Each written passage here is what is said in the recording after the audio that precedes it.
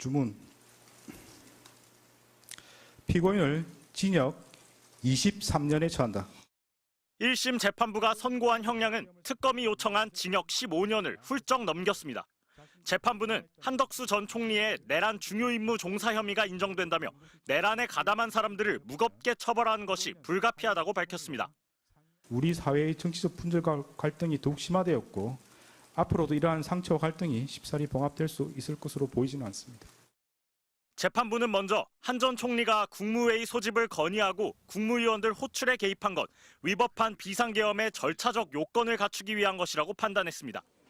또 언론사에 대한 단전단수 지시는 명백히 헌법이 금지하는 행위인데도 이상민 전 행안부 장관을 만류하지 않고 오히려 지시 이행을 독려한 것으로 보인다며 유죄로 인정했습니다. 재판부는 한 전 총리가 계엄 반대 의사를 표시하지 않은 것, 윤석열 전 대통령이 주장하는 비상계엄의 정당성에 동의해 실행을 지지했기 때문이라는 강한 의심이 든다고 밝혔습니다.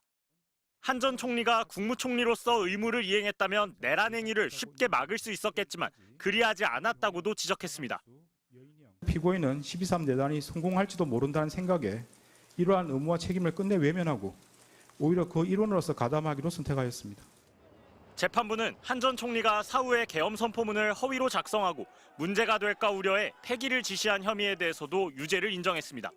또 윤 전 대통령의 탄핵 심판에서 한 전 총리가 계엄 선포문을 보지 못했다며 위증한 혐의 역시 모두 유죄로 판단했습니다.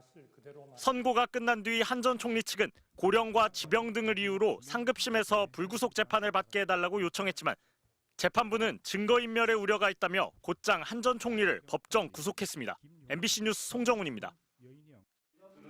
윤석열 전 대통령으로부터 계엄 문건을 받은 적이 없다며 국회에서도 헌재에서도 거듭 거짓말을 했던 한덕수 전 국무총리.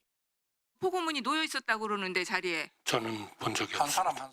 증인님 그 당시 특별한 문건 받은 사실이 없습니까? 저는 특별한 문건을 받은 사실이 없습니다. 계엄 문건을 소지하고 있는 대통령실 CCTV가 재판에서 공개되고 나서야 일부 위증 사실을 뒤늦게 실토했습니다.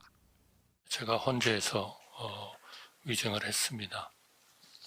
그러면서도 계엄 당일 기억이 안 난다는 변명을 이어갔습니다. 절벽에서 땅이 끊어지는 것처럼 그 순간 이후의 기억은 맥락도 없고 분명치도 않습니다. 하지만 재판부는 국무총리를 역임한 사회적 지위, 학력과 경력 등을 봤을 때 납득하기 어렵다며 받아들이지 않았습니다. 피고인이 불과 약 3개월 만에 대통령실에서 대국민 담화문, 포고령, 비상계엄 관련 지시사항 문건, 비상계엄 선포문을 받은 기억을 기억하지 못했다는 취지의 주장은 도저히 수긍하기 어렵습니다. 또한 윤석열 전 대통령이 국헌 문란의 목적으로 폭동을 일으킨다는 사실을 한 전 총리가 알았을 거라고 재판부는 판단했습니다. 그럼에도 국무총리로서 내란의 진실을 밝히기는커녕 자신의 안위를 생각해 진실을 은폐하고 책임에서 벗어나려 할 뿐이라고 질책했습니다. 법정 최후 진술에서 한 전 총리가 했던 사과는 범죄가 탄로나게 되자 마지못해 한 것으로 진정성이 없다면서 피고인은 반성하고 있지 않다고 못 박았습니다. 자신의 범죄 행위로 인하여 국가와 국민이 입은 피해를 회복시키기 위한 어떠한 노력을 하였다고 볼 아무런 자료가 없습니다. 재판장을 미동 없이 바라보던 한 전 총리는 선고가 끝나자 겸허하게 받아들이겠다고 말했습니다. MBC 뉴스 김지성입니다. 법원이 한덕수 전 국무총리에 대한 구속영장을 기각했습니다. 구속영장 실질심사를 마치고 5시간 만에 나온 결론이었습니다. 서울중앙지법 정재욱 영장 전담 판사는 중요한 사실관계 및 피의자의 일련의 행적에 대한 법적 평가와 관련해 다툴 여지가 있다고 기각 사유를 설명했습니다. 또 방어권 행사 차원을 넘어선 증거 인멸의 우려나 도주의 우려가 있다고 보기도 어렵다고 덧붙였습니다.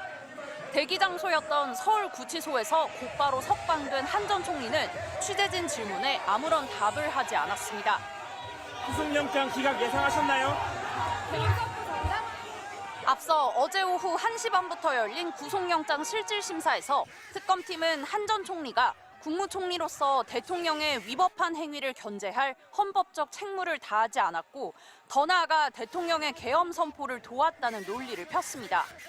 회의에서 한 전 총리가 반대 의사를 표시하지 않은 가운데 반대 의사를 표시한 국무위원은 단 2명뿐이었다는 점을 들며 불법 계엄에 절차적 정당성을 부여하기 위해 국무회의 소집을 건의한 것이라고 주장했습니다. 또 사후 계엄 선포문에 부서하고 폐기한 혐의와 계엄 관련 문건에 대해 말을 바꾼 점도 증거인멸의 우려를 키운다고 지적했습니다. 한 전 총리는 계엄을 만료하기 위해 국무회의를 소집했지만 역부족이었다. 증거인멸 의도는 없었다며 대부분의 혐의를 부인한 것으로 전해졌습니다. 이에 대해 재판부는 한 전 총리가 윤석열 전 대통령이 내란을 일으키는 걸 방조했다는 쟁점에 대해 법적으로 다퉈볼 만한 부분이 있다고 판단한 것으로 보입니다.